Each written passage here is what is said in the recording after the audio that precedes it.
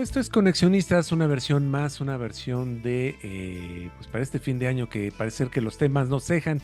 Y hay algo aquí que a mí me llama mucho la atención. ¿Por qué? Porque este nuevo régimen que pues parece estar regresando en muchos temas, también estamos hablando ya de dinastías políticas, ¿no? Estamos hablando que los Tadei, estamos hablando que los alcaldes, pero uno en particular, los Batres, porque también ya son un chorro de Batres, ¿no?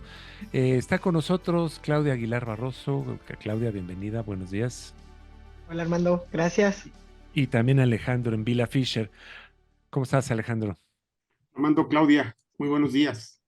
Pues ambos ya los conocen, con ellos estamos teniendo una serie que se llama pues Plan B, lo pusimos hace ya mucho tiempo. Yo creo que ya debemos de empezar a cambiarle este nombre porque como que ya se nos quedó muy atrás, muy a mediados de este año, que políticamente pues es como hace un siglo más o menos, ¿no? Pero bueno, manifestábamos y estábamos platicando en el chat sobre el tema de la familia Batres. Actualmente, pues Martí Batres es el jefe de gobierno de la Ciudad de México, fue el que se quedó heredando a Claudia Sheinbaum. La hermana Lenia Batres está ahora en la Suprema Corte de Justicia, pues ya fue la nominada por el presidente directamente. Hay por ahí otra hermana, me parece que es diputada, senadora, que es la hermana de Valentina quiere ser diputada. diputada. Pero bueno, Alejandro, si quieres arrancamos con esto. ¿Cómo ves este tema? ¿Qué es lo que pinta para ti? A ver, yo creo que es natural lo que estamos viendo. Efectivamente es una familia que ha ido avanzando como hay otras. Citabas a los alcaldes y no son los únicos tampoco. Eh, Ocurre y ha ocurrido siempre. Ok. Ahora quizá estemos mucho más atentos, pero esto no es nuevo, ¿eh? Ahora, de la familia Batres, pues hay varias cosas interesantes que decir. A ver, estos Lenia, Valentina y Martí, que aparece como el jefe de la familia, aunque yo primero señalaría, pues Martí va a dejar de ser jefe de gobierno en unos cuantos meses más, y, y Lenia aparentemente va a ser ministra de la Corte 15 años. Aparentemente porque ya nada es seguro. A ver, Medina Mora iba a ser ministro de la Corte 15 años y no lo fue. Arturo Saldívar iba a ser ministro de la Corte 15 años y lo fue 14 y luego decidió estratégicamente retirarse. Eh, Ujú.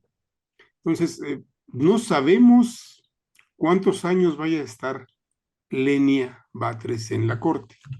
Eh, Martí puede jubilarse políticamente y a lo mejor Lenia sigue siendo presidenta, perdón, integrante de la Suprema Corte, podría llegar a ser presidenta, ¿por qué no? Aunque Si no hagas existe la caras, Ríe- Claudia, no te no hagas caras, rías. Claudia. A ver, vamos, pero puede ocurrir todo, ¿no? No me digan que en este país de nunca jamás no puede ocurrir, por favor. Eh, Totalmente de acuerdo. A ver, efectivamente Martí aparece como el jefe de la familia, el más adelantado. eh, Insisto, yo no sé quién sea el más adelantado ahora que Lenia llega a la corte, pero a ver, es una familia, ellos son hijos de profesores de primaria y de profesores de secundaria, gente educada en la política y en la política de la izquierda. Martí a los 14 años, por hablar del que aparece como jefe, a los 14 años ya andaba en las reuniones fundacionales del Partido Socialista Unificado de México, encabezadas por Eberto Castillo, entre otras personalidades. Eh, Son gente de la delegación Benito Juárez, de la colonia Niños Héroes, eh, y la verdad es que lo mismo podríamos haber dicho de los Simas Sheinbaum hace un poco de tiempo, nada más Ajá. porque hubo un divorcio ahí, pero este tema de las familias es real y hay que tratarlo y es interesante, e insisto, los Batres pues son gente formada en la izquierda, Ujú. eh, y son gente que ha hecho política desde que eran adolescentes, por ridículo que pueda parecer. no lo es. A ver, nosotros un día fuimos jóvenes, Claudia todavía lo es, y bueno, pues yo era uno de los muchachos que andaba en la elección del 6 de julio de 88, eh, recuperando actas de las casillas, eh, creyendo que Cuauhtémoc Cárdenas iba a ganar. Y bueno, me llevé la sorpresa como otros de mi generación, y Martí Batres es apenas un año menor que yo. Él es de 1967. Como otros de mi generación, nos llevamos la sorpresa de que Jorge de la Vega Domínguez a las 9 de la noche anunciaba el triunfo de Salinas. Y las actas y los votos. A ver, Claro, de esa generación son los Batres. No es extraño en esa generación haber empezado a hacer política desde temprana edad. ¿Sí? claro, Efectivamente son una familia y se han ido posicionando. Yo diría, habría que preguntarse dónde están otras familias de la izquierda mexicana que empezaron en ese tiempo y que estaban muy por encima de los Batres. ¿Dónde están hoy? Voy a claro. citar dos apellidos y les doy la palabra a Claudia. ¿Dónde están los Simas? Porque bueno, pues Claudia Sheinbaum finalmente aunque es la mamá de los hijos de Carlos Simas, se divorció de Carlos Simas, y en un momento más les digo por qué citó a los Simas. Eh, ¿Dónde está Imanol Ordorica? Y un tercer nombre, ¿dónde están los Cárdenas? Claro, claro, claro. Claudia, por favor. ¿Cómo ves este tema, Oye, Claudia? pues muy interesante, digo, creo que me quedo porque esto daría para otra entrega hablando de las familias que me parece sumamente interesante y no lo quiero dejar pasar. Pero quizá voy a retomar porque parte de esto pues tenía que ver con el tema de la designación. Me parece histórica por el ejercicio histórico de esta facultad constitucional que tiene el presidente para nombrar directamente a la persona a ocupar la vacante en la Corte en caso de que pues las ternas sean rechazadas en dos ocasiones por el Senado, cosa que también pues por históricamente ocurrió, ¿no? Entonces, suscribo que el tema de las familias, porque además lo hemos abordado quizá no desde la política, sino desde el famoso nepotismo o no al interior del Poder Judicial, que creo que es relevante, porque al final uno hace y sigue lo que sus pares, parientes, pues es un ejemplo, ¿no? Entonces, si estás en la política, la gente está en la política, si estás en la judicatura, estás en la judicatura. Pero quedarme con esto de que, pues históricamente, porque además, pues dices, estamos recontando, haciendo un recuento histórico pausado hacia unos 30, 40 años máximo, ¿no? Tampoco es toda la historia del país, pero sí en esta nueva corte, digamos, en esta configuración de la corte de Cedillo, ¿no? Esa reforma que trae aparejada la intentona también de legitimar mucho el poder, ¿no? En convertir a la Suprema Corte en un tribunal constitucional, retomando algunas iniciativas que hemos platicado aquí, estaban desde Miguel de la Madrid, pasaron por Salinas, no le dio la importancia porque estaba clavado, digamos, en el Tratado de Libre Comercio, pero que con esta corte que tenemos, que va a cumplir apenas 30 años con esta conformación, pues por primera vez se han dado muchos hitos históricos, ¿no? Las dos renuncias ocurridas en el sexenio, las daba cuenta de ellas Alejandro. La llegada de una ministra militante, ¿no? Porque esto es innegable, ¿no? O sea, eso no está en tela de juicio. Es una ministra militante designada de manera directa por el Ejecutivo Federal. Todas Abiertamente las personas militante, abiertamente militante, abiertamente porque ya hay dos ministras que, y, sin ser que abiertamente, militan. también militan. No, pero además inclusive ahí hay una comparación muy relevante, porque Yasmín Esquivel también milita y era censurable desde entonces porque también ya tenía otro cargo Pero tiene público. una carrera judicial.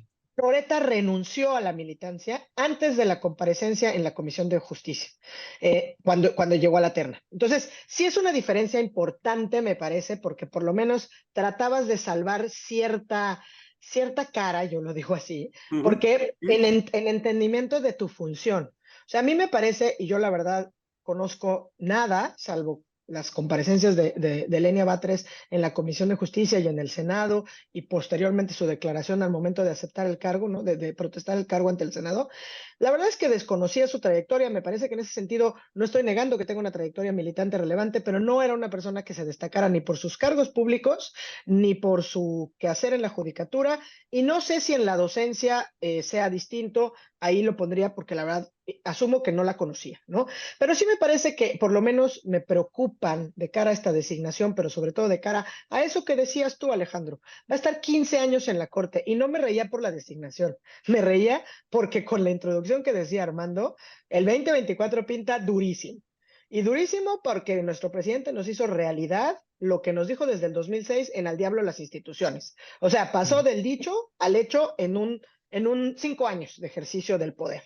Entonces, si tenemos corte, por eso me reí, Lenia va a estar en la Suprema Corte 15 años. Y yo digo si tenemos corte y si tenemos corte como la conocemos, porque puede pasar a ser un tribunal de casación o puede pasar a ser una serie de cosas, porque la propia Lenia Batres, en sus comparecencias, nos dijo que no cree en las atribuciones que tiene el Tribunal Constitucional, que no cree en las funciones que está venido desempeñando y básicamente en que no cree en lo que debe hacer un juez constitucional, que eso a mí sí me preocupa, ¿no? O sea, es decir, es una designación censurable desde la perspectiva del vicio de origen, porque porque no le tocaba a este presidente ni a este Senado, ¿no? Elegir a esta nueva ministra, ¿no? Le tocaban 3 y bueno, pues ya tuvieron 5. Esto lo hemos abordado.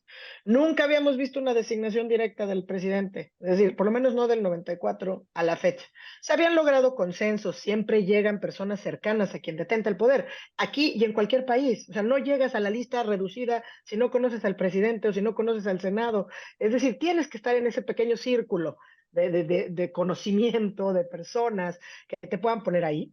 Pero, pues digamos, sí me parece que estos consensos que se construyen sirven para darle cierto margen de legitimidad democrática a quienes llegan a ocupar esos cargos. Cuando censuramos a Yasmín, decimos, bueno, pues el Senado se las palomeó. A Loreta el Senado se las palomeó. Lo mismo con Juan Luis González Alcázar y con Margarita Ríos Farjat. Esto sí es un caso excepcional. A mí me parece, por lo menos de las comparecencias, que de las 6 que llegaron bueno, de las 4, porque no fueron 6, ¿no? De las 2 ternas, de las 4 Mm, perfiles, sin duda ella y quien hoy todavía es consejera jurídica de la presidencia, son las menos calificadas, las que dieron cuenta en sus comparecencias de serias deficiencias técnicas y de un claro perfil partidista, ¿no? Entonces, eso me parece que deja a la Corte pues en una posición muy compleja, ¿no? Donde claramente es un golpe a la institucionalidad. ¿Por qué? Porque al final del día la Corte sí es un gran árbitro del quehacer democrático, no en la función, digamos, como hace el Tribunal Electoral para calificar la elección presidencial, pero sí es el encargado, digamos, de cuidar, o sí es la encargada de cuidar los límites de los poderes públicos. Entonces, no está para hacer política. Que llegue una militante abiertamente a ocupar un sitial en la Corte me parece realmente preocupante, y las declaraciones que hizo en muchos sentidos, incluso sus primeras declaraciones, también han sido, me parece, desafortunadas, como decir que si le pagan más que el presidente va a devolver este excedente, cuando sabemos que esa protección y ese debate se ha venido dando en lo que va del sexenio, que además es un salario, por así decirlo, que está protegido constitucionalmente, que este tema de austeridad ha sido muy controvertido. Entonces, a mí lo que me preocupa, claramente, ¿por qué llegó ella? Porque no se lograron los consensos, me parece que es ejemplo perfecto del fracaso de la política al interior del Senado, hay que decirlo, o sea, el Senado no hizo su trabajo. Sí, sin duda, yo creo que hay ocasiones donde vale la pena decir, oye, es la ministra del presidente, pero sabiendo cómo estaban los perfiles, habiendo dentro de esa propia terna por lo menos un perfil también afín al régimen, también de una familia, como bien destaca Alejandro, de una familia de la izquierda y militante, pero mucho más técnico como el de Berta Alcalde, quizá claro. pudieron haber construido esos acuerdos políticos, ¿no? Entonces, de cara a lo que sigue, yo creo que va a seguir el asedio a las instituciones, al Poder Judicial Federal. Obviamente anunciaron los organismos constitucionales autónomos y el gran árbitro del ejercicio del poder público se ve tocado porque ahora ese, digamos, bloque que se puede llegar a integrar con 8 ministros se vuelve todavía más relevante para muchas decisiones que van a ser judicializadas en el 2024. Claro. Como segunda parte de esto que estamos platicando, me gusta, o ya hablamos largo y tendido de Lenia, y sí nos diste un perfil ahí muy interesante de lo que puede ser y lo que no puede ser. Martí, pues obviamente va a quedar, tiene que quedar en el gabinete de Claudia Sheinbaum, te ve que es gente de su confianza. ¿Cómo lo ves? Estoy viendo mal porque la cara que me hiciste, Alejandro, me acaba de echar por abajo todo lo que estaba pensando. ¿Cómo ves tú en futuro a Martí Batres? No lo sé, no lo sé, pero a Mi ver, oráculo está fallando. exactamente, creo que se descargó la bola La de bola de cristal, cristal. pero a ver, déjame precisar, antes de entrar a ese tema, que me parece importantísimo, déjame precisar un elemento. Yo estoy de acuerdo en lo que Claudia dice. Creo que Ujú. Lenia no tiene un perfil de jurista, no tiene carrera judicial, Y me parece que había otros perfiles, particularmente el de Berta, Berta Berta Alcalde, Alcalde. perdón, Berta Alcalde, más adecuados, ¿no? A ver, creo que la responsabilidad de esto, que sí es un fracaso de la política, sin duda, es de la oposición, ¿eh? Sin duda, La oposición. sin Porque duda. ellos pudieron darle los votos a Berta Alcalde y decidieron apostar por algo que en lo personal me parece ridículo, Ridículo. que el presidente cargue con la responsabilidad de lo que va a pasar en la Corte. Pues el presidente encantado, cayeron en la trampa del presidente. El Una presidente vez quería más. nombrarles Una a vez la más. ministra más militante y quizá menos técnica de todos. Ok, El presidente, claro que ofendió a todo el gremio jurídico cuando pues designó a quien tenía el perfil menos adecuado, ¿sí? Eh, pero vamos, quien le dio al presidente la posibilidad de hacerlo fue la oposición. claro. ¿Por qué? Porque Pues, pudieron haber votado por Berta Alcalde y decidieron dejar que el presidente nombrara a quien quisiera. Y exacto. muchos analistas dijeron que iba a nombrar a Berta y no, Y no, el presidente ya le había declarado la guerra a la Corte hace mucho, no lo sabían, no se habían dado Claro, cuenta. El presidente quiere modificar el Tribunal Constitucional, quiere dinamitar esta Corte. No es nuevo, ya lo sabemos, lo hemos hablado aquí. Ahora, hasta ahí de jueza, paso a lo siguiente. Martí por Batres favor. tiene que estar en el gabinete de Claudia Sheinbaum. No lo sé, y te diría, no tiene que estar. Puede estar, sí. Eh, a ver, voy a rescatar una breve historia que tiene que ver con lo que comentaba yo en mi primera intervención. ¿Cuál es la relación dentro de la izquierda, de la familia Batres, con las otras familias y los otros grupos de la izquierda?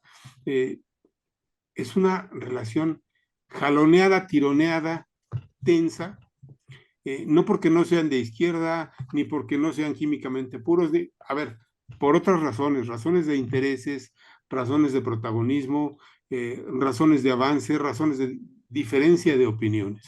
Yo rescato, a ver, un, pues una parte de la historia de esta izquierda que hoy gobierna, Ujú. y voy a la Universidad Nacional Autónoma de México, años 86, 87, 88, el conflicto del Consejo Estudiantil Universitario, donde convergen, donde yo no sé si se conocieron, pero sí fueron militantes los dos y dirigentes de algún modo de ese consejo, Claudia Sheinbaum y Martí Batres, ¿sí? Diría Martí más protagónico que Claudia en ese momento. A ver, Claudia se casa y permanece casada durante muchos años con uno de los grandes líderes del CEU, Carlos Simas Gispert, ¿sí? Uno de los históricos líderes del CEU. Bueno, a ver, aunque Martí era dirigente, parte de la dirigencia del CEU en aquellos años, Martí era un estudiante de la Prepa 7 y era parte de la dirigencia del CEU y fue parte de la comisión organizadora del Consejo Universitario, eh, que surgió de aquella huelga de 87, eh, como representante del bachillerato de la Prepa 7. Imas era un estudiante del posgrado, igual que Imanol Ordorica. Claudia Sheinbaum era una estudiante de licenciatura, ¿sí? Eh, pero a ver, aquí va la parte de la historia que yo creo que está en el olvido y habría que rescatar. Imas Ordorica y Santos, Antonio Santos, que era el otro gran dirigente, siempre vieron a Martí Batres con absoluto desprecio, con absoluto desprecio. Ellos eran los históricos y aquel y otros más eran muchachos de preparatoria, eh, no bien vistos. Cercanos a los históricos estaba una profesora de la Facultad de Economía llamada Rosario Robles, estaba un líder sindical llamado Armando Quintero, Ujú. ¿sí? Eh, Pura gente que hoy está en Morena. O sea, Rosario no, y por supuesto, pero a ver, Rosario fue una figura tan importante en ese movimiento que cuando en 97 gana en la Ciudad de México, 10 años después, con Cuauhtémoc Cárdenas, Rosario es jefa de gobierno y la gran protectora, promotora e impulsora de la carrera de Carlos Simas, Ajá. ya Rosario. entonces esposo de Claudia Sheinbaum, era Rosario Robles. Y en esa época, en 1997, un joven todavía joven, digamos, de 30 años, llamado Martí Batres, surge como el líder de la Asamblea Legislativa contra los deseos de Rosario Robles, de Cuauhtémoc Cárdenas, de Armando Quintero, que entonces era el presidente ya del PRD en el DF. Martí surge como líder de la Asamblea Legislativa y la guerra entre Rosario, Carlos Simas y Armando Quintero contra Martí Batres y René Bejarano, que eran otra corriente a pesar de ser el mismo partido, fue sumamente intensa, sumamente intensa. Aquel episodio de la leche Betty, con el que se golpea a Martí en aquellos años, ese episodio lo filtra la prensa Armando Quintero, el líder del PRD en el DF. Nunca calcularon ni Rosario, ni Imas, ni Armando que le iba a golpear al PRD también, no solo a Martí Batres.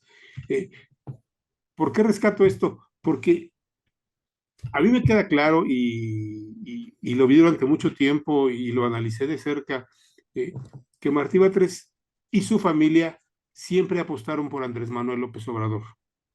Pero igual me queda claro que siempre estuvieron en disputa intensa y abierta, eh, con Carlos Simas, con Rosario Robles, con Armando Quintero. Y bueno, yo no voy a decir, porque no lo sé, porque Claudia Sheinbaum, a pesar de que era militante de ese PRD y era la esposa de Carlos Simas, tenía un perfil mucho más discreto. Yo no sé si ella estaba en esa disputa también. Yo no sé si. Entonces, no, con esto trato de responder algo que es muy difícil de responder. ¿Qué tan buena o qué tan mala es la relación de Martí con Claudia? No lo sé, no lo sé, pero yo no apostaría a que son amigos desde aquellas épocas porque estaban en grupos diferentes del CEU y luego en grupos muy diferentes y encontrados del PRD en lo que entonces era el Distrito Federal, que hoy se llama Ciudad de México. Sí, digo, yo creo que en la bola de cristal está difícil anticipar eso, sin duda, qué papel va a tener. No, pero creo que es algo bien relevante, incluso cómo llegó a ser que se quedara en el lugar de Sheinbaum en la jefatura de la presidencia, de la Ciudad de México, perdón, porque más bien Sí, tiene también que ver con otro roce que tiene relevante, que es justamente con Monreal, ¿no? Y que Claro. pues de alguna manera eso también se nota y se detona en el papel o el juego político que puede llegar a tener un actor político como Monreal con esta designación, que sin duda la llegada de Lenia Batres pues toca también estos filtros, digamos, de la izquierda tradicional y no nada más de la falta de pericia política que desde luego no puedo dejar de dar cuenta y suscribir eso que dice Alejandro de la oposición, porque hubo miles de ocasiones y oportunidades donde pudieron, con mucho más argumentos, decir que sea la ministra o el ministro del presidente, y voy a citar el ejemplo relevante que es el de Yasmín Esquivel. Ese sí era un momento inteligente, oportuno, digamos. ¿Por qué? Porque venía la presión, por un lado, para la renuncia de un ministro, ¿no? ¿Quién iba a sustituir a un ministro que estaban presionando para renunciar? ¿Cómo se habían dado los supuestos para la renuncia? Y que efectivamente fuera la ministra del presidente. ¿Por qué? Porque faltaba mucho más trecho por andar. En este claro. caso, tuvieron claridad absoluta. Además, jugó a póker abierto, diría yo. ¿Por Así qué? Porque es, se así notaba es. cómo se movían los momios. O sea, ¿cómo es posible que en las dos primeras votaciones de la primera terna, Berta Alcalde se haya llevado una avasalladora mayoría, 68 votos de 75 que necesitaba en la segunda ronda, contra 3 que tuvo en la primera ronda Lenia? ¿Y cómo no es posible que tengas este colmillo si se supone que estás ahí haciendo acuerdos y desacuerdos con un son politicón como lo es nuestro presidente y que vean que desde la primera ronda no está llegando, que ya tienen los votos Lenia Batres y que no se pongan de acuerdo nada más para por capricho no que no llegue ella, es más que llegue Heréndira, ¿no? O sea, que llegar a Erendira Cruz Villegas, defensora de derechos humanos, lo que sea, pero no se pueden poner de acuerdo ni para hacer política, son pésimos políticos. Ya no digas pésima oposición, son pésimos políticos. Entonces, que luego salga Germán Martínez con su estridencia a decir que digan lo que quieran. Los que fracasaron ahí al interior fueron ellos. Fueron ellos, claro, Ellos. Porque claro. el presidente no ha cambiado. El presidente es un son politicón, es un líder, sabe cómo hacer, devastar instituciones, sí, y va ahorita pisando el acelerador. Ya nos lo anunció. O sea, Y les no nos jugó ha a pócar mentido abierto, como dices. y les jugó póker abierto. O sea, a mí lo que me impacta es que luego vengan y se sientan ofendidos. No,